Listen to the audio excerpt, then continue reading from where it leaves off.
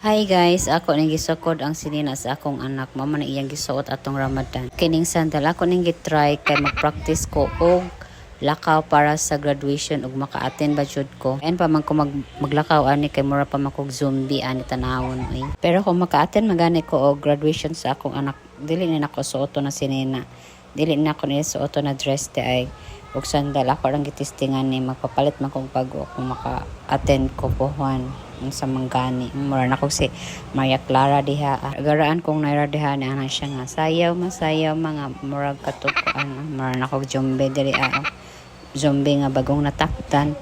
So nagsuot ko ani bender o binder unsay tawag ana oy. Di man kayo sakit, so lahir ayud tong bago pa jud kay grabe ka sakit tong akong tahi.